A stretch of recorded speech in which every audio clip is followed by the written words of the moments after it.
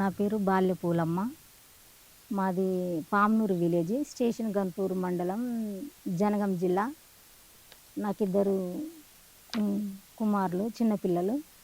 అయితే నా భర్త 2009 డిసెంబర్లో 24 తారీఖు 23 తారీఖు 24 తారీఖు పేపర్ కటింగ్ చనిపోయిండు.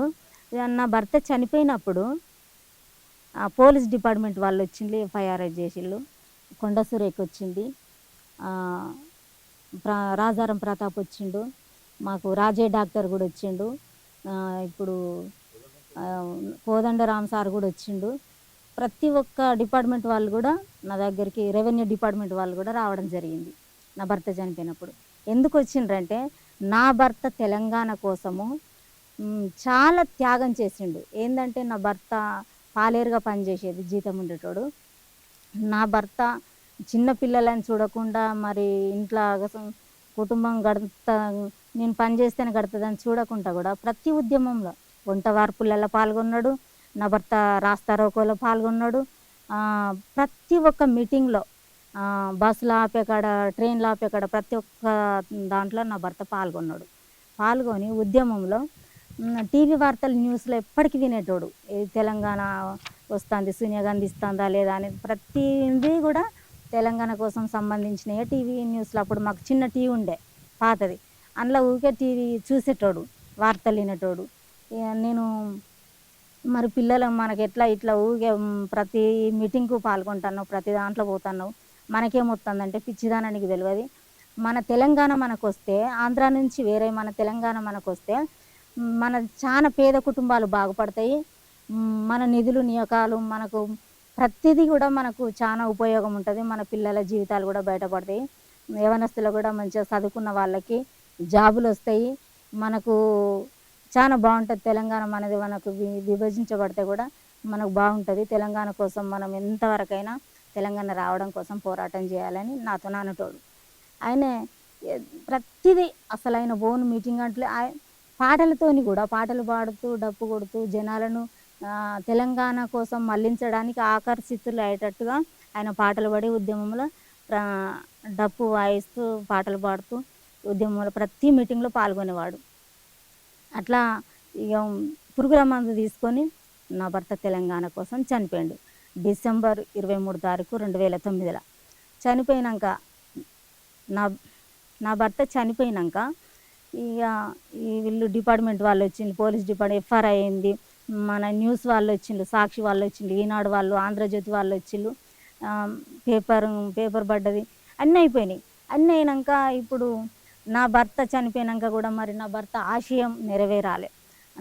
చిన్నపిల్లలు అయినప్పటికీ మా అమ్మ దగ్గర వదిలేసి నేను కూలినాలు చేసుకుంటూ చిన్నపిల్లల్ని చదివించుకుంటూ నేను నా భర్త ఆశయం కొరకు, నా భర్త కోరిక నెరవేరాలి, తెలంగాణ కోసం నేను కూడా పాటు పాడాలి, ఎంత దూరమైనా సిద్ధంగా నా భర్త కొరకైనా నేను వెళ్ళాలని నేను ఢిల్లీ దాకా కూడా వెళ్ళడం జరిగింది. 5-6 కుటుంబాలతోని మమ్మల్ని అది లారీలు తీసుకుపోయిళ్ళు.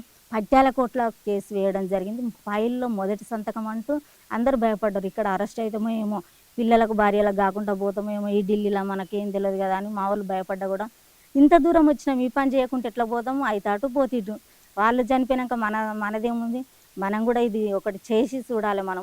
మనం వచ్చింది సాధించుకొని తిరిగి వెళ్ళాలి, కానీ ఉత్త చేతులతో పోతే బాగుండదని నేను ఫస్ట్ ఫైల్లో పట్యాల కోట్ల కేసు వేసినప్పుడు సోనియా గాంధీ మీద ఫస్ట్ ఫైల్లో సంతకం నాదే ఉంటుంది. నేను పెట్టినాకనే మా వాళ్ళందరూ పెట్టిళ్ళు. అప్పటి వరకు వాళ్ళు భయపడ్డారు. ఇక కేసు వేసినాక ఇంకెంతమంది చనిపోతే సోనియమ్మ నువ్వు తెలంగాణ ఇస్తావు, ఇంకెంతమంది ఆత్మ బలిదానం చేసుకుంటే నువ్వు తెలంగాణ ఇస్తావు, ఇంకెంతమంది శవాలు అయితే నువ్వు తెలంగాణ ఇస్తావని నేను సోనియా గాంధీ మీడియాలో మాట్లాడడం జరిగింది, న్యూఢిల్లీలో. అసలు నేను ప్రతి న్యూస్లో మాట్లాడినా, ప్రతి టీవీ 9లో మాట్లాడినా, ఢిల్లీలో కూడా. మమ్మల్ని పోలీస్ వాళ్ళు అరెస్ట్ చేయడానికి వస్తే మేము ఉరికి బస్ ఎక్కినాం. నేను బస్ కింద పడతాంటిని. చాలా ఎన్నో ఎదుర్కొన్నాం ఢిల్లీలో కూడా. మేము అక్కడ 4 రోజులు ఉండి ఇవన్నీ ఓకే చేసుకొని వచ్చినాం. మేము తిరిగి మళ్ళీ వచ్చేసినాం హైదరాబాద్. వచ్చినాక ఇప్పుడు నా భర్త ఇప్పుడు చనిపోయినాక నేను కూడా ప్రతి దాంట్లో, ఇప్పుడు రేణుకా చౌదరి తెలంగాణ కుటుంబాలకు ఇంతమంది చనిపోయినలా, వీళ్ళు నిజమైన అమరవీరులేనా అంటే మేము రేణుకా చౌదరి మీద కూడా ఫైటింగ్ చేయడం జరిగితే మమ్మల్ని బంజారాస్ పోలీస్ స్టేషన్లో అరెస్ట్ చేసిండ్రు. ఆడికి కోదండరామ్ సార్ గారు వచ్చిండ్రు, శ్రీనివాస్ గౌడ్ గారు వచ్చిండ్రు, అక్కడికి కొండ సురేఖ గారు వచ్చిండ్రు, వాళ్ళందరూ కూడా వచ్చిండ్రు. అప్పుడు వాళ్ళ అధికారంలో ఉన్న వాళ్ళు ప్రతి వాళ్ళు వచ్చిండ్రు, మమ్మల్ని విడిపియడం జరిగింది. దాని భాగంగా ప్రతి తెలంగాణ కోసము నా భర్త ఆశయం కొరకు, మన తెలంగాణ అభివృద్ధి కొరకు నేను కూడా పాల్గొనాలని ప్రతి దాంట్లో నేను పోని మీటింగ్ అంటూ లేదు. చనిపోయినాక కూడా నేను కూడా కంటిన్యూగా ఉద్యమం తెలంగాణ వచ్చేంత వరకు నేను పోని మీటింగ్ అంటూ లేదు. ప్రతి ప్రెస్ మీటింగు, ప్రతి టీవీ 9లో, ప్రతి దాంట్లో నేను మాట్లాడిన మాటలు ఉంటాయి తెలంగాణ కొరకు. అయిపోయినాక ఇప్పుడు మరి తెలంగాణ వచ్చిపోయినాక అప్పుడు నా పిల్లలు చిన్నవాళ్ళు, వాళ్ళకి ఇంకా చదువులేం లేవు, చిన్న పిల్లలు. అప్పుడు కూడా నాకు అంతగా ఎటు తిరగాలి, ఫైల్ ఎటు పెట్టాలి, ఏం చేయాలనేది రూల్ ప్రకారంగా ఇప్పుడు ఎఫ్ఆర్ అయింది. ఇక నా పిల్లలు ఆయన తను చనిపోయినాక 2 ఏళ్ళది ఈ ఫోటో. నా మా ఆయన చనిపోయినాక 2 ఏళ్ళది ఈ ఫోటో. అప్పుడు కొంచెం పెద్దగా అయింది. అప్పుడు పెద్ద అబ్బాయి 9వ సంవత్సరం, చిన్న అబ్బాయి 2 ఏళ్ళు మాత్రమే చనిపోయినప్పుడు. నేను ఈ 2 పిల్లల తర్వాత 10వ రోజు బాలంతను, అమ్మాయి పుట్టి చనిపోయింది వీళ్ళిద్దరి తర్వాత 10వ రోజు బాలంతనే. నా భర్తను నేను ఏమంటానో అప్పటి వరకు నేను అసలు చాలా విషాదంగా ఉండే మా కుటుంబం, చాలా బాధాకరమైన విషయం. అప్పుడు నేను ఎట్లా బ్రతికి బయటపడ్డా అంటే, నా భర్త చనిపోయినాక చాలా వరకు చాలా కష్టాలు ఎదుర్కొన్నా నేను. నా భర్త ఆశయం కొరకు నేను కూలి చేసుకుంటూ, నా పిల్లలను చూసుకుంటూ, ఇటు మీటింగ్లలో పాల్గొనడు. నేను పడని బాధ అంటూ లేదు, నేను తిరిగిన ఆఫీస్ అంటూ, నేను పోని మీటింగ్ అంటూ లేదు ఇప్పటి వరకు. నేను మరి నాకు అసలు ఎందుకు రాలో, నా దురదృష్టమో ఏందో నాకు ఏం అర్థమైతే లేదు. కానీ అసలు నేను పడ్డ ప్రయాసానికి అసలు ఫస్ట్ నాకే రావాలంటారు మా కుటుంబాల వాళ్ళు కూడా. నువ్వు మాట్లాడిన మాటలకు ఎవ్వరు మాట్లాడకపోయేది, ప్రతి దాంట్లో నన్నే ముందు పెట్టేవాళ్ళు. నువ్వు మాట్లాడిన మాటలకైనా దేనికైనా అసలు నీకే రావాల్సింది, నువ్వు ఎందుకు వెనకబడ్డావమ్మా అని అంటారు నన్ను. నాకు ఈ రూల్స్ ప్రకారంగా ఎట్లా పోవాలనేది తెలియక, మళ్ళీ చిన్నపిల్లలు అయి ఉండి, మళ్ళీ నేను ఎక్కువ ఏం చదువుకోలేదు. ఇక సరే అనిగా నేనేమో చేయలేదు ఆ ఫైల్ మీద. ఆ ఫైల్ ఇప్పటి వరకు ఇగో ఇది సెక్రటరీ నుంచి వచ్చిన పేపరు. ఇది సెక్రటరీ నుంచి, నా భర్త చనిపోయింది తెలంగాణ కోసం సెక్రటరీ నుంచి వచ్చిన పేపర్. ఇది ఆర్డీఓ, అది కలెక్టర్ నుంచి వచ్చిన పేపరు. నా భర్త చనిపోయిన దాని మీద ఆర్డీఓ ఇచ్చిన నాకు పేపరు.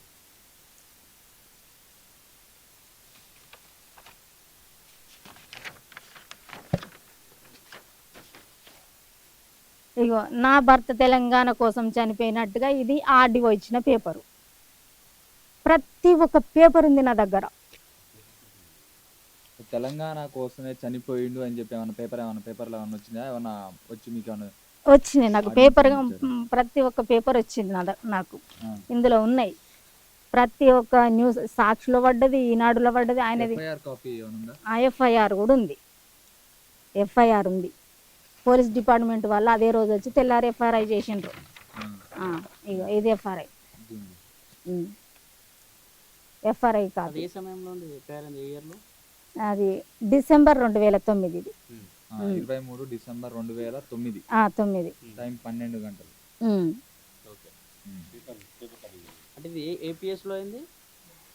గన్పూర్ స్టేషన్. గన్పూర్ స్టేషన్లో అప్పుడు డేవిడ్ రాజేశాయ్ గారు, ఆయన ఆయాంలో అయింది ఇది. పంచనామా పేపర్. పంచనామా పేపర్. పంచనామా ఒకసారి చూపండి వాళ్ళు.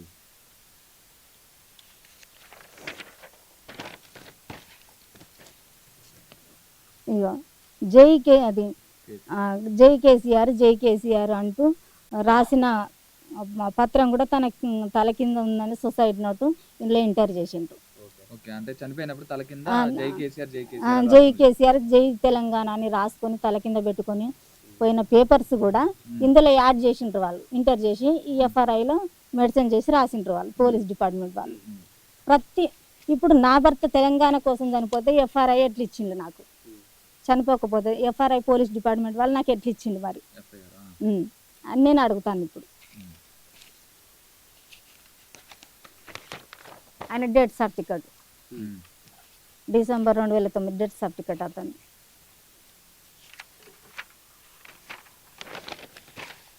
ఇది ఎంజన్ రిపోర్ట్, తను చనిపోయినది పురుగుల మందు విష గుళికలు తీసుకొని చనిపోయినది ఎంజన్ రిపోర్ట్ ఇది.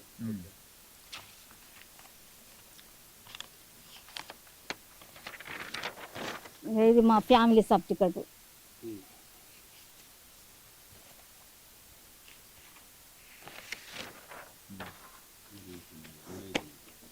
ఇది తెలంగాణ కోసం చనిపోయిన పేపర్ క్లిప్పింగ్.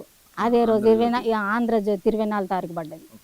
తెలంగాణ రాష్ట్ర ఏర్పాటుకు నిలిచిపోతుందన్న బెంగతో వరంగల్ జిల్లాలో పాలేరు ఆత్మహత్య చేసుకోగా వేరువేరు జిల్లాలో మరో 5గురు ఆత్మహత్యలు చేసుకున్నారు. వరంగల్ జిల్లాలో స్టేషన్ గన్పూర్ మండలంలో పాన్కూరు చెందిన బాల్య కొమరయ్య 35 సంవత్సరాల పాలేరు బలిదానం చేసుకున్నాడు. ఇది బాల్య కొమరయ్య. ఓకేనా? ఇంకా పేపర్ కటింగ్స్ ఇంకేం చనిపోయిన రోజు పడ్డ పేపర్ కటింగ్స్ ఇది 24 తారీఖు. ఇది చనిపోయిన రోజు పడ్డ పేపర్ కటింగ్స్. ఇదేమో చనిపోయినాక 6 నెలలకు వచ్చిన పేపర్ కటింగ్స్. 6 నెలల కింద అయితేనే నా భర్త.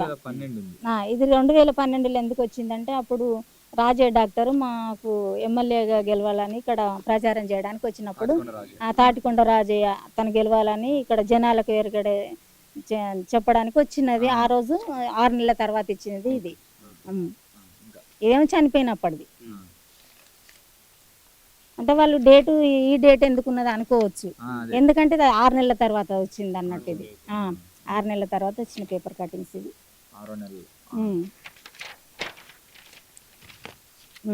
కొండ సూర్యకి వచ్చింది ఇది పేపర్ కటింగ్స్ మా ఇంటికి. ఇది మా ఇల్లు అప్పుడు.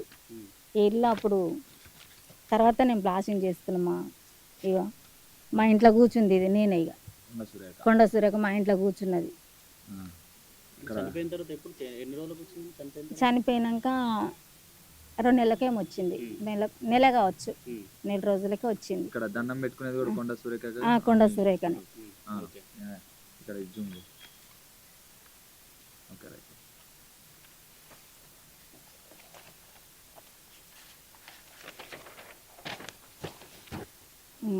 నేను ఢిల్లీకి వెళ్ళిన పేపర్ క్లిప్పింగ్ ఇది.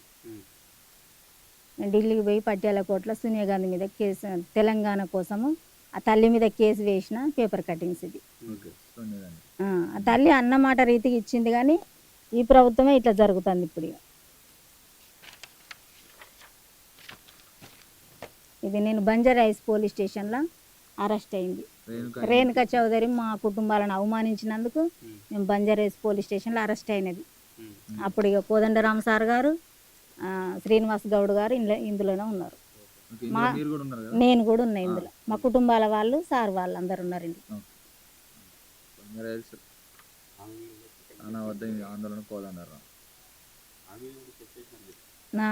ఆమె ఇట్లనే కుటుంబాలను అవమానిస్తే, ఇట్లనే అవమానించినందుకే మేము ఆమె మీద బాగా ఫైటింగ్ చేసినాం. అందుకే కేసు జరిగింది. చెప్పులు ఇక్కడ మీటింగ్ పెట్టినాం. ఆమె మా కుటుంబాలను అవమానించినందుకు జేఏసీలో మీటింగ్ పెట్టినాం. ఇక కేటీఆర్ గెలిచినాక మేము కేటీఆర్ ఇంటికి పోయినాం. పుష్పగుచ్చాలు పట్టుకొని ఆయనను సన్మానించడానికి పోయినాం. ఇక్కడ హైదరాబాద్కి వెళ్ళినాం. వాళ్ళు గెలిచినాక, కేసీఆర్ వాళ్ళు గెలిచినాక పోయినాం వాళ్ళ ఇంటికి. తెలంగాణ వచ్చినాక కుటుంబాల వాళ్ళం.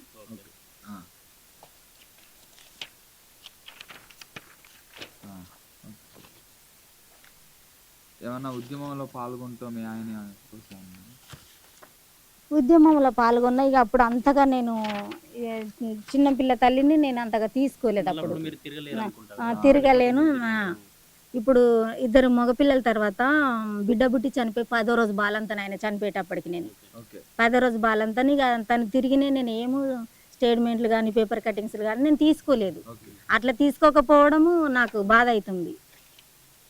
ఇప్పుడు ఇక నేను పోయిన మీటింగ్లు ప్రతి జూన్ 2కు నేను మీటింగ్కి వెళ్తా. మమ్మల్ని పిలుస్తారు, నేను వెళ్తా అక్కడికి. ప్రతి జూన్ 2దే ఇది. హైదరాబాద్లో చేసినాము, హన్మకొండలో కూడా చేసినాము. ఇక తను చనిపోయినప్పుడు నా పిల్లలు ఇంత చిన్నగా ఉన్నారు. ఉమ్. ఇదే ఇల్లు. ఇదే ఇల్లు, ఉమ్. రేకుల ఇల్లు, ఒక రూమ్. ఇన్ని ఫొటోస్ ఉన్నాయి, ఉద్యమంలో పాల్గొన్నట్టుగా ఎఫ్ఐఆర్ ఉంది, ఎవరెవరితో మీరు కలిసిరు అంటే ఎవరెవరితో కలిసి ఉద్యమం చేసిరు అవన్నీ ఉన్నాయి. కానీ ఎందుకు ఈ రకంగా మీరు మొన్న కొందరు ఉద్యమకాలను అవమానిస్తూ మాట్లాడని చెప్పేసి కొన్ని ప్రెస్ మీట్ పెట్టారు మీరు. అటు ఉద్యమకాలు పృథ్వీరాజు కావచ్చు, పాసన ఇటువంటి ఉద్యమకాలకు మధ్యగా మీరు ప్రెస్ మీట్ పెట్టినట్టున్నారు. ప్రెస్ మీట్ పెట్టిన వాళ్ళందరినీ కూడా ఇటు వైఎస్ఆర్సీపీ కావాలనే డబ్బులు ఇచ్చి ప్రెస్ మీట్ పెట్టించింది అని చెప్పేసి పెద్ద ఎత్తున మీ ఫొటోస్ వీడియోస్తో బాగా వైరల్ అవుతుంది సోషల్ మీడియాలో. కొంతమంది మీ గ్రామం నుంచి కూడా కొందరు మాట్లాడుతూ అసలు ఆమె ఉద్యమకారాలు కాదు అని చెప్పడం, లేకపోతే ఇతను ఈమె వల్లనే వాళ్ళ హస్బెండ్ చనిపోయాడు అని చెప్పి రకరకాలుగా వినిపిస్తున్న పరిస్థితి. ఏం చెప్తారమ్మా దీనికి సంబంధించి? నిజంగా వైఎస్ఆర్సీపీ ఉందా మీ వెనుక, మీ ప్రెస్ మీట్ వెనుక? మాకు వైఎస్ఆర్ వాళ్ళు ఎవరు లేరు నా వెనుక. ఎందుకంటే ఇప్పుడు నా భర్త తెలంగాణ కోసం చనిపోకుంటే ఎఫ్ఆర్ఐ పోలీస్ డిపార్ట్మెంట్ వాళ్ళు నాకు ఎట్లా ఇచ్చిండ్రు, పోలీస్ డిపార్ట్మెంట్ వాళ్ళు నాకు ఎఫ్ఆర్ఐ ఎట్లా ఇచ్చిండ్రు నా భర్త తెలంగాణ కోసం కాకపోతే వీళ్ళు చేసే తప్పుడు ప్రచారం నేను ఇప్పుడు అడుగుతున్నా. నా భర్త చనిపోయి 15 సంవత్సరాలు అవుతుంది. ఇప్పుడు తప్పుడు ప్రచారం చేస్తాను. ఏది ఈయన పవన్ కళ్యాణ్ మాటలు పట్టుకొని. ఇప్పుడు ప్రెస్ మీట్ ఎందుకు పెట్టారు మీరు? ప్రెస్ మీట్ ఎందుకు పెట్టినామంటే ఉద్యమకారులను, నిజమైన ఉద్యమకారులేనా వీళ్ళు ఉద్యమం కోసం పోరాటం చేసిన వాళ్ళేనా? అయినోడు కానోడు ఉద్యమకారుని అంటాడు, అది కరెక్టేనా? మరి ఉద్యమకారులే కాదు అసలు, అంత అబద్ధికం అని ఇప్పుడు పవన్ కళ్యాణ్ అనడం జరిగితే మరి మేము నిలదీయాలి కదా, మేము నిజమైన అమరవీరుల కుటుంబాలమా కాదా, మరి నువ్వు చూపెడుదురా అని మేము అడగాలి కదా ప్రెస్ మీట్ ద్వారాగా. అందుకోసం ఆ మీటింగ్ పెట్టడం జరిగింది. ఇప్పుడు మేము ఆపదలో ఉన్నప్పుడు దేవునిలోకి వచ్చి ఓ పృథ్వీరాజ్ సార్ గారు మమ్మల్ని ఆదుకున్నాడు. తనను అనరాని మాటలు అనుకుంటూ, తాగుబోతు అనుకుంటూ, ఇది అనుకుంటూ, అది అనుకుంటూ అవమానకరంగా ఇప్పుడు మానవత్వం లేకుండా మనిషిని నిలదీస్తుంటే, ఇప్పుడు మాకు సహాయం చేసిన 1200 మంది చనిపోతే గత ప్రభుత్వము 570 మందికి ఇచ్చి మేము అందరికి ఇచ్చినామని ప్రచారం చేసుకున్నారు గత ప్రభుత్వం. ఆ ప్రభుత్వం అయిపోయింది. ఇప్పుడు వచ్చిన ప్రభుత్వం కూడా 2.5 సంవత్సరాలు అవుతుంది. ఇప్పుడు వచ్చిన ప్రభుత్వం, ఈ ప్రభుత్వం కూడా ఇప్పటి వరకు మరి ఫస్ట్ విడతలే అమరవీరుల కుటుంబాలను ముందు పెడతా, నేను వాళ్ళకే ఫస్ట్ ఫిర్యాదు ఇస్తా అన్నాడు ఇది రేవంత్ రెడ్డి సార్ గారు. ఇప్పటి వరకు కూడా గుర్తించిన పాపాన పోలే మమ్మల్ని. ఇప్పుడు నేను అందులో భాగంగా ఇప్పుడు నాకు కూడా ఇన్నేళ్ళ కాంచి ఇంత ప్రయాసపడ్డ నాకు కూడా నా చిన్న పిల్లల్ని చదువుకున్నా, నేను ఎంతో బాధపడకుండా బతుకుతున్నా. ఇప్పటి వరకు నన్ను గుర్తించిన పాపాన పోలే. మరి నా భర్త సావుకేం కారణం లేదా, అసలు నేను తిరిగినందుకు నాకు గుర్తింపు ఏం లేదని నాకు చాలా బాధ అవుతుంది. నేను ఇంత ఉద్యమం చేసినా, తను చనిపోయినా కూడా నా చిన్నపిల్లల్ని పట్టుకొని ఎంత ఎక్కడెక్కడికో తిరిగి నేను ఉద్యమంలో పాల్గొన్నా. మమ్మల్ని ఎందుకు ఇట్లా అవమానిస్తాడు ఈ పవన్ కళ్యాణ్ గారు? మరి ఎందుకు ఇంత అవమానిస్తాడు? ఇది కరెక్టేనా? మరి మీడియా ద్వారాగా తనకు తెలియజెప్పాలని పెట్టడం జరిగింది. పవన్ కళ్యాణ్ మీరు చెప్పుతో కొట్టడానికి కారణం వెనుక వైఎస్ఆర్సీపీ ఉంది అంటూ కూడా కొందరు సోషల్ మీడియాలో మాట్లాడుతూ ఉన్నారు, కొందరు ప్రెస్ మీట్ కూడా పెడతా ఉన్నారు జనసేనకు సంబంధించిన వాళ్ళు. అయితే అది కరెక్ట్ కాదు. ఎవ్వరు లేరు మా వెనకాల, ఎవ్వరూ లేరు. పృథ్వీరాజ్ సార్ని అవమానించి, మా అమరవీరుల కుటుంబాలను అవమానించి, ఉద్యమకారులను అవమానించినందుకే మేము ప్రెస్ మీట్ పెట్టవలసి వచ్చింది. లేకుంటే మాకేం అవసరం ఆయన మీద, మాకేమన్నా కక్ష ఆయన మీద? మాకు ఎటువంటి కక్ష లేదు పవన్ కళ్యాణ్ గారి మీద కానీ, ఎవరి మీద కానీ. మాకు ఆంధ్ర వాళ్ళ ఎవరి మీద లేదు. విభజించబడ్డాక తెలంగాణ ఆంధ్ర మాకేం వాళ్ళతో పొత్తు, ఇంకా ఫైటింగ్ మాకు. వాళ్ళ దేశం ఏ పార్టీ లేదు, ఎటువంటి పార్టీ వైఎస్ఆర్ పార్టీ అసలుకే లేదు, అంతకన్నా లేదు అసలుకి. మా ఉద్దేశపరంగా మా కుటుంబాల వాళ్ళని, మా ఉద్యమకారులని, మాకు సహకరించిన సార్ వాళ్ళని అవమానించడం వల్ల, మాటలు అనడం వల్లనే మేము ప్రెస్ మీటింగ్ పెట్టడం జరిగింది. పృథ్వీరాజ్ మీకు ఎలాంటి సాయం చేసిన అని చెప్తున్నారు మీరందరూ కూడా. ఏం సాయం చేసిండు మీకు? ఏం సహాయం చేసిండు అంటే ఆర్థికంగా చాలా. నేను ఆయన చనిపోయినప్పుడు చాలా ఇబ్బందికరంగా ఉండే, చిన్న పిల్లలు, అసలు నేను బాలంతా ఎటుపోని పరిస్థితి నాది. చాలా ఇబ్బందికరంగా ఉండే. నాకు చాలా సహకరించిండు సార్. ఇప్పుడు ఇక్కడ వదిలేసేది కాదు కదా, విశ్వాసం అంటూ మాకు ఉండాలి కదా అని నేను ఇప్పటి వరకు కదా ఇంకెప్పటి వరకైనా చెప్తాను. నా ప్రాణం ఉన్న తర్వాత చాలా వరకు ఎవరో ముఖం తెలియని మేము, సార్ ఎవరో తెలియదు మాకు, పాషగారు ఎవరో కూడా తెలియదు. మా 1200 కుటుంబాలను సారు పాషగారిని పెట్టి, అమెరికాలో ఉన్నా కూడా అందరి కుటుంబాల వాళ్ళని గ్యాదర్ చేసి ఒక దగ్గర మీటింగ్ పెట్టించి, చాలాసార్లు మీటింగ్ పెట్టించింది సార్. మాతో మాట్లాడిపించండి. ఎవరికి ఆర్థిక పరిస్థితిని, ఎవరికి ఇంట్లో ఏ పరిస్థితిని, ఎవరికి ఏ కుటుంబంలో అనారోగ్యంగా ఉన్నారు, అని సారు చాలా మందికి కూడా కళ్ళ ఆపరేషన్ చేసిండు, గర్భసంచిల ఆపరేషన్ చేయించిండు, చాలా మందికి ఆర్థికంగా కూడా ఆదుకున్నాడు. అంటే ఉమ్. నెల నెల 1000 రూపాయలు అమరుల కుటుంబాలకు కూడా ఇచ్చిందని ఆ, చెప్పి ఇప్పుడు 69లో చనిపోయిన వాళ్ళకు కూడా ఇప్పటి వరకు ఇస్తూనే ఉన్నాడు సారు. ఇది పింఛన్ రూపకంగా 69లో చనిపోయిన వాళ్ళకి అప్పటి నుంచి ఇప్పటి వరకు ఇస్తూనే ఉన్నాడు. మా 1200 కుటుంబాలకు కూడా ప్రతి ఒక్క కుటుంబానికి ఏదో విధంగా ఒక ఆర్థిక సహాయం ప్రతి ఒక్క కుటుంబానికి ఖచ్చితంగా చేసిండు. అట్లా మమ్ముడు ఇప్పుడు ఆర్థికంగా ఆ కష్టకాలంలో ఆదుకున్న ఈ దేవుని లాంటి సార్ను కూడా అనడం వల్ల మాకు బాధ అనిపించింది. మళ్ళీ ఇప్పుడు ఉద్యమకారులను అంత ప్రయాసపడి వాళ్ళు భార్య పిల్లలను వదులుకొని ఆడళ్ళు మొగోళ్ళు కట్టుకొని ఎన్నో ఇబ్బందులు పడుకుంటా, పోలీస్ స్టేషన్లో పాలవుకుంటా, దెబ్బలు పడుకుంటా, చాలా ఇబ్బందులు పడుకుంటా తెలంగాణ కోసం పాటుపడ్డలను అవమానించడం, మా కుటుంబాల వాళ్ళను త్యాగాల పునాదుల మీద వచ్చిన తెలంగాణను పట్టుకొని మా కుటుంబాల వాళ్ళను అవమానించడం వల్ల మాకు చాలా బాధ అనిపించింది. అంటే ఇక్కడ కొందరు మాట్లాడుతూ ఉన్నారు, అసలు పృథ్వీరాజ్ ఉద్యమంలో పాల్గొన్నాడు, వాళ్ళ నాన్న మినిస్టర్ కాబట్టి ఇప్పుడు ఏదో ప్రెస్ మీట్లు పెట్టి వసూలు చేస్తా ఉన్నాడు, ప్రెస్ మీట్లు పెట్టి అదొకటి ప్రెస్ మీట్లు పెట్టి డబ్బులు వసూలు చేసుకుంటాడు, కానీ ఇతను అసలు నికాసైన ఉద్యమకారుడు కాదు అని చెప్పి మాట్లాడతారు. మీరు ఎప్పుడైనా చూసారా ఉద్యమంలో పృథ్వీరాజులు కానీ కావచ్చు? ఆ సార్ గారు ఇప్పుడు నాకు అసలు ఎవ్వరో తెలియనప్పుడే పరిచయం అయ్యండి. ఆ సారు మా 1200 మంది కుటుంబాలకు ఆర్థికంగా చాలా వరకు సహకరించిండు. అది నేను నిదర్శనం, నా కుటుంబానికి నాకు చేసిండు కాబట్టి. మీరు ఎప్పుడన్నా చూసారా? ఆయన భూపాలపల్లి నుంచి వరంగల్ వరకు రాస్తారు ఒక ర్యాలీ తీసిండు. ఏది తెలంగాణ కోసం. తెలంగాణ వస్తేనే నేను పెళ్లి చేసుకుంటా, అంతవరకు దాకా చేసుకున్నాను కూడా సారు తెలంగాణ వచ్చే వరకు పెళ్ళే చేసుకోలే. అసలు తెలంగాణ కోసమే ఉన్నాడు సారు. ఎందుకంటే చాలా త్యాగం ఆయన. తెలంగాణ కోసం ముందు వరుసలో ఉన్నది నాకు తెలిసినంత వరకు పృథ్వీరాజు గారే ముందు వంజలో ఉన్నాడు. ప్రతిది కూడా ఎదుర్కొన్నాడు, అరెస్ట్ కూడా అయ్యిండు. మళ్ళా తొర్రూరు నుంచి హైదరాబాద్ వరకు కూడా ర్యాలీ తీసిండు. అందులో మేము ఉన్నాం సార్ వెనుక. 1200 కుటుంబాల వల్ల ఉన్నాం మేము సార్ వెనుక. అట్లా నాకు తెలుసు కాబట్టి నేను చెప్తున్నా. ఉద్యమకారులకు ఎక్కువ ప్రయారిటీ ఇచ్చిండు. ఉద్యమకారులకు ఎక్కువ ఇచ్చిండు. మా కుటుంబాల వాళ్ళని కూడా ప్రతి నెల మమ్మల్ని పిలిచి గ్యాదర్ చేసి మా కుటుంబాల బాగోగులు తెలుసుకొని మాకు ఆర్థికంగా సహాయం చేస్తాడు. ప్రతి నెల మీటింగ్ పెట్టించేవాడు మాతో.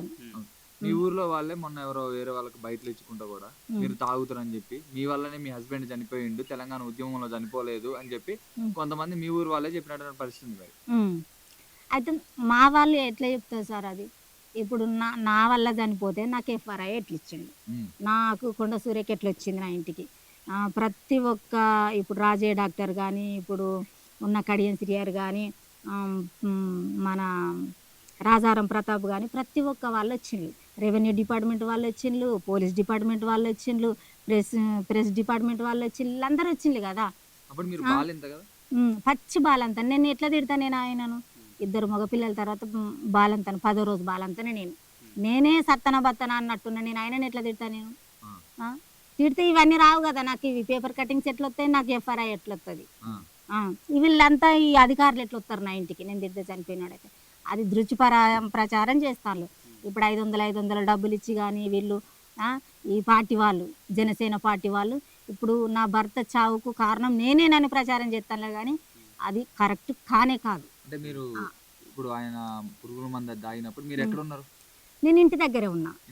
నేను ఇంట్లోనే ఉన్నా. ఆయన పోయి బయట తాగిండు, అక్కడే పడిపోతే ఇంటికి తీసుకొచ్చిండు. పోలీసు వాళ్ళు తీసుకొచ్చి ఇంటికాడ వేసిండ్రు. ఎవరో పాటేలు కానీ ఇంటికి ముంగటేసిందంటే పాటేలు ఎవడో తెలియదు నాకు. పాటేలు నేను ఆయన ఇంటికాడ ఎందుకు వేస్తా? ఇప్పుడు తెలంగాణ కోసం చనిపోయిన మనిషిని నేను పటేల్ ఇంటికాడ ఎందుకు వేస్తా? తెలంగాణ కోసం జై కేసీఆర్ అని రాసుకున్న పత్రం కూడా తన తల కింద ఉన్నది. మరి అది ఎందుకు ఉంటుంది? అది ఉండదు కదా. ఆయనకు చదవంటూ రాదు, కానీ రాత్రిబడి చదువుకున్నాడు. రాత్రిబడులు ఉండే అప్పుడు రాత్రిబడి అప్పుడు 1-2 వరకు చదువుకున్నాడు. ఆ 2 ముక్కలే రాసుకొని తల కింద పెట్టుకొని చనిపోతే అది సొసైటీ నోట్లో పోలీస్ డిపార్ట్మెంట్లో ఓకే చేసిండ్రు, రాసిండ్రు, అందులో మెడిసిన్ చేసిండ్రు. ఇప్పుడు నా భర్త చావుకు కారణం తెలంగాణ కోసమే చనిపోయిండు. నేను అనడం ఇప్పుడు 500 ఇచ్చి వీళ్ళతో మాట్లాడిపించి ఇప్పుడు నా నోట్ల మట్టి, నా పిల్లల నోట్ల మట్టి కొడితే ఈ జనసేన వాళ్ళ పార్టీ వాళ్ళకి ఏమొస్తుంది? నా నోట్ల నా పిల్లల నోట్ల మట్టి కొడితే వాళ్ళకి వచ్చే లాభం ఏం లేదు కదా. ఇప్పుడు నా నోట్ల మట్టి కొడితే ఇప్పుడు నేనే కారణం అంటే ఇవన్నీ పేపర్ కటింగ్స్లు ఎందుకు వస్తాయి? ఈ ఎఫ్ఆర్ఐ ఎందుకు వస్తుంది? ఈ ఎఫ్ఆర్ఐ ఎందుకు వస్తుంది నా భర్తకు? ఇప్పుడు సెక్రటరీ నుంచి వచ్చింది, కలెక్టర్ నుంచి వచ్చింది, ఆర్డీఓ నుంచి వచ్చింది, ఎంఆర్ఓ నుంచి వచ్చింది, పోలీస్ డిపార్ట్మెంట్ నుంచి ఎఫ్ఆర్ఐ వచ్చింది. ఆ, ప్రతి ఒక్కటి ఉన్నది. ఇవి ఎందుకు వస్తాయి మరి? నేను ఇబ్బంది పెడితే చనిపోతే నా భర్తకు ఇట్లా ఇప్పుడు నా నోట్లో మట్టి కొట్టాలా, నా పిల్లల నోట్లో మట్టి కొట్టాలని ఈ జనసేన పార్టీ వాళ్ళు ఎందుకు ఫైరో చేస్తాను నా మీద? ఇప్పుడు నా కుటుంబాల వాళ్ళని ఉద్యమకారులను అవమానిస్తేనే నేను ప్రెస్ మీట్లో మాట్లాడడం జరిగింది. లేకుంటే నేను ఆయనకేమన్నా నాకు కక్షనా? నేను ఎందుకు మాట్లాడతా ఆయన మీద? నాకేం సంబంధం? మా కుటుంబాలను అవమానించి మాటలంటేనే కదా మేము అడిగింది అందులో ప్రెస్ మీట్లో. లేకుంటే మేము ఆయనని ఎందుకు అడుగుతాం? ఇప్పుడు నా నోట్లో మట్టి కొట్టడానికి వాళ్ళు ఎవరు అసలు నన్ను అడగడానికి అని నేను అంటాను. ఏం చెప్తారు మరి ఫైనల్గా మరి వాళ్ళందరికీ? మీరు చూసి రామ్మా, ఇటు ఫేస్బుక్ లో వచ్చి ఇన్స్టాలో వచ్చి మీ ఫోటోతో మీరు చెప్తారు, నా ఫోటోతో సహా కామెంట్స్ పెడతారు మీ ఇష్టం ఉన్నట్టు. కొన్ని చదివిరా మీరు? ఏమేమి కామెంట్స్ పెడతారు? చాలా గలీజ్గా పెడతాను, చాలా పెడతాను. నేను తాగుపోతున్నా ఎటువంటి దాన్నా ఊర్లోకి తెలుసు కదా, ఊర్లో కూడా అడుగుతాను. అసలు నేను ఊర్లో సగం మందికే తెలియను సార్. నేను రోడ్డు కూడా ఎక్కను, ఏదన్నా పని మీద దుకాణం కొట్టుకుపోతే పోతా, లేకుంటే లేదు. నా పిల్లల్నే పంపిస్తా. అసలు నేను ఎవరి జోలికి పోయేదాన్ని కాదు, ఏం కాదు. నా ఇల్లు ఏందో, నా పిల్లలు ఏందో, నేనేందో, అంతే తప్ప ఈ దృచి ప్రచారం చేసుడు, నా మీద అబండాలు వేసుడు, నా మీద ఈ కామెంట్లు రాసుడు, నన్ను ఊకే ఊకే ఊకే అందులో ఇన్స్టాగ్రామ్లో, ఫేస్బుక్లో, వాట్సాప్లో చూపెట్టుడు ఎంతవరకు కరెక్ట్ అది? నా వెనకాల ఏ పార్టీ లేదు, నా వెనకాల ఎటువంటి వారు లేరు. నాకు ఎవరేం ఒక్క రూపాయి కూడా ఇవ్వలేదు. నేను పైసలు ఇస్తేనో దానికో దీనికో కకృతి పడి ఆశపడి నేను అట్లా తిరిగేదాన్ని. అయితే ఈరోజు ఈ స్థితిలో ఎందుకుంటా? నేను వాళ్ళను నిలదీసి, అప్పుడు గతంలో గతించిన ప్రభుత్వం, ఇప్పుడు ఓడిపోయిన ప్రభుత్వాన్ని నిలదీసి నేను పైసలు వసూలు చేసుకునేదాన్ని. నా భర్త తెలంగాణ కోసమే కదా, నా కుటుంబాన్ని ఆదుకో, నా కొడుకు జాబ్ ఇవ్వమని నేను నిలదీసేదాన్ని కదా. నేను ఈ స్థితిలో ఎందుకుంటా? ఇవాళ నేను లంచం తీసుకొని ఈ మాటలు మాట్లాడితే ఇప్పుడు ఎవరో నాకు 2 లక్షలు ఇచ్చి మాట్లాడిపిచ్చిళ్ళు, కొట్టిపిచ్చిళ్ళు చెప్పుతోని అట్లా ఇట్లా అంటాను. నేను గట్ల తీసుకునేదాన్ని గీ ఊర్లో ఎందుకుంటా? నేను అసలు నేను ఎక్కడో ఉండాల్సిన దాన్ని. నేను గట్ల లంచాలు తీసుకుంటే నా మీద ఈ ప్రచారాలు వేసి నన్ను బదనం చేసుడేంది? అసలు నా నోట్లే మట్టు కొట్టాలని చూస్తే ఏమొస్తుంది? అసలు నా పిల్లల నోటే, నా నోట్లే. నేను 16 ఏళ్ళ ప్రయాసం నేను ఇప్పుడు బాధపడబట్టి తెలంగాణ నేను మాట్లాడను. ప్రెస్ మీట్ ఏడుంది? నేను మాట్లాడను. టీవీ 9 ఏడుంది? ఢిల్లీ దాకా పోయి కొట్లాడినాను. నన్ను ఇవ్వాలన్న పిల్లల్ని నన్ను ఆగం చేయాలని నా మీద అబండాలు వేసుడు, నానా మాటలు మాట్లాడు, కామెంట్లు పెట్టుడు ఎంతవరకు కరెక్ట్ అని నేను అడుగుతా ఉన్నా. ఇప్పుడు ఎంతవరకు కరెక్ట్ నా మీద ఈ అబండాలు వేసుడు? మా కుటుంబాలను అంటేనే కదా నేను అన్నది, లేకుంటే నేను ఎందుకంటే వాళ్ళే నాకేమన్నా పగనా? చివరిగా ఎంతో ఈ ప్రత్యేక తెలంగాణ కోసం మీ ఆయనతో పాటు 1200 మంది కుటుంబాలు బలిదానాలు అయిపోయిన తర్వాత తెలంగాణ సాధించుకొని 13.5 ఏళ్ళు అవుతా ఉంది. మళ్ళీ ఇప్పటికీ ఆంధ్ర వాళ్ళ మీడియాలు కావచ్చు అన్నీ మళ్ళీ మనల్ని బూచిగా, తెలంగాణ వాళ్ళని బూచిగా చూపెట్టేటువంటి ప్రయత్నాలు జరుగుతూ ఉన్నాయి. ఏం చెప్పాలనుకుంటున్నా మరి రేవంత్ రెడ్డి గారు కావచ్చు? ఏం చెప్తామనుకుంటారు తెలంగాణ పవన్ కళ్యాణ్ కూడా? ఇప్పుడు పవన్ కళ్యాణ్ గారు కూడా మా ఉద్యమకారుల జోలికి కానీ, మా తెలంగాణ ప్రజల జోలికి కానీ, మా అధికారుల నాయకుల మీదకి కానీ, మా ముఖ్యమంత్రి వాళ్ళ మీదకి, ఎవరి మీదకి కానీ, మా యవనస్తుల మీదకి కానీ, మా తెలంగాణ ప్రజల మీదకి వాళ్ళు ఏ మాట ఏ దృచి ప్రచారం చేయొద్దు, మా తెరువు రావద్దంటున్నాం. మా కుటుంబాల తెరువు కానీ మా తెరువు కానీ రావద్దంటున్నాం. మా పని మాది, మీ పని మీది. విభజించబడ్డాక మీతో మాకేం పని, మాతో మీకేం పని, మా జోలికి రావద్దంటున్నాం మేము. అంతే తప్ప లేకుంటే మాకు కక్ష కాదు, ఏది కాదు. అంతే, మా జోలికి రావద్దు. మాది 1కి 2 మా మీద అబండాలేయద్దు, నిందలేయద్దు, అంతే. ఇక్కడ ఎన్ని ఉద్యమకాలు ఈ మాటలు అంటారు, ఆంధ్ర పాలకులు కావచ్చు, కొందరు తెలంగాణ వాళ్ళతోనే తినిపిస్తారు, తెలంగాణ ఉద్యమకాలనే తెలంగాణ వాళ్ళతో. ఇప్పుడు ఈ సీఎం రేవంత్ రెడ్డి కావచ్చు, ఈ మంత్రులు కావచ్చు, ఎందుకు స్పందించే? వాళ్ళు కూడా తెలంగాణ కోసం ఒకప్పుడు పోరాటం చేసిన వాళ్ళే, ఇప్పుడు తెలంగాణ వ్యక్తులు తెలంగాణ ప్రభుత్వాలను వెళ్తున్నారు. ఎందుకు మాట్లాడలేదు అంటారు అసలు? ఇప్పుడు ఎందుకు మాట్లాడతలేరో నాకు కూడా అర్థమైతలేదు. అసలు ఇప్పుడు మాయలు తీసి మా కంట్లో పొడిచినట్టున్నది ఆంధ్రాలో. అంటే ఇప్పుడు మా పిల్లలతోని, మా తెలంగాణ ప్రజలతోని, మా పిల్లలతోని మాయలు మా కంటలను పొడిపిస్తారు. మా వాళ్ళను మా వీధికే ఉసుకొలుపుతాను, రివర్స్ చేపిస్తాను. ఇక అది మా వాళ్ళకి తెలిసి ఉండాలి. మా తెలంగాణ ప్రజలు ఇది అర్థం చేసుకొని మాట్లాడాలి. పవన్ కళ్యాణ్ ఒకప్పుడు తెలంగాణ కోసం 11 రోజుల దాకా కూడా అన్నం తినకుండా నిరాహార దీక్ష చేసిందని చెప్పి కూడా చెప్తున్నారు. మరి చెప్తాండు కానీ మరి తిన్న పానానికి బాధ అయిందో ఏమో, ఇక నాకు తెలియదు. ఇక బాధ అయ్యే కదా మరి అట్లా చేసేది ఆయన. ఇప్పుడు మా భర్త ఇప్పుడు ప్రతి ఒక్క కుటుంబంలో ఎవరినో ఒకరిని కోల్పోయి ఆ సమాధుల మీద వచ్చిన తెలంగాణ. ఆయన ఉపవాసం ఉంటే వచ్చిన తెలంగాణ కాదు కదా, ఆయన తెచ్చిచ్చిన తెలంగాణ కాదు కదా. మన పోరాటాలు లేకుంటే ఎక్కడి నుంచి వచ్చిన తెలంగాణ. ఇప్పుడు ఎన్టీఆర్ గారు ఫోటో పెట్టిండు అక్కడి నుంచి ఆంధ్రాలో వచ్చి ఇక్కడ. మరి మా చనిపోయిన ఫోటోలు అక్కడ పెట్టుకుంటారా? మా కుటుంబాలు 1200 మంది చనిపోయిండ్రు. మాకు కొన్ని ఫోటోలు తీసుకుపోయి ఆంధ్రాలో పెట్టుకుంటారా మరి? ఆ ఫోటో తెచ్చి ఇక్కడ పెట్టింది. సరే పెట్టుకొని దానికి కూడా మేము ఏమంటలేం. ఇక మా ప్రభుత్వం ఇష్టం, వాళ్ళ ఇష్టం. కానీ నడుమ మమ్మల్ని బలి చేస్తాను కదా, మమ్మల్ని మాటలు అంటాను కదా, మా ఏళ్ళు తీసి మా కంట్లో పడిచినట్టు మా వాళ్ళని మా మీదకే రేపుతాను. అది మా వాళ్ళు అర్థం చేసుకోవాలి, మా తెలంగాణ ప్రజలు అర్థం చేసుకొని మాట్లాడాలి. కానీ ఇప్పుడు ఈ రేవంత్ రెడ్డి ప్రభుత్వం వచ్చినప్పటికీ ఆ ప్రభుత్వం సగం మందికి ఇచ్చి చేతులు దులుపుకొని అందరికి ఇచ్చిన ప్రచారం చేసుకున్నారు. ఇప్పుడు ఈ ప్రభుత్వం కానీ ఈ ప్రభుత్వం వచ్చి 2.5 సంవత్సరాలు అవుతుంది. ఫస్ట్ పీరియాడిటీ మాకే ఇస్తా అన్నారు. ఇప్పటి వరకు మాకు మందలు ఇచ్చిన పాపాన పోలే, మమ్మల్ని ముందు పెట్టి మరి మాకు గుర్తింపు ఇచ్చిన పాపాన పోలే. అదే అసలు మాకు గుర్తింపు లేకుంటే ఏంది? ఇంత నా భర్త త్యాగానికి, నా తిరిగిన నేను చేసిన పోరాటానికి మాకు గుర్తింపు లేదు ఇంతవరకు అని బాధ ఎక్కువ అవుతుంది నాకు. చాలా వరకు ఈ వేదన ఎంతగానో ఉన్నది, అసలు మర్చిపోని ప్రయాసం ఉన్నది. నేను మాట్లాడని ప్రెస్ మీటింగ్ లేదు, న్యూస్ లేదు. ఇంతవరకు నాకు ఎందుకు ఏ అన్యాయం జరిగిందో ఇంకా గుర్తించలేదు ప్రభుత్వం అనే బాధ ఎక్కువ ఉన్నది నాకు. ఇంత ఎవిడెన్స్ పెట్టుకొని కూడా ఇంతవరకు నాకు ఎటువంటి న్యాయం జరగలేదు. ఎందుకు జరగలేదని నేను అడుగుతా ఉన్నా. నాకు ఇప్పటి వరకు నేను న్యాయం జరగాలి, నా పిల్లలకు న్యాయం జరగాలి. నా పిల్లల నోట్లో నా నోట్లో మట్టి కొడితే మీకు ఏం రాదని నేను అడుగుతాను. చనిపోయిన నా భర్త చనిపోయినప్పుడు ఫోటో ఇది. అప్పుడు నేను పచ్చి బాలంతను. సరే.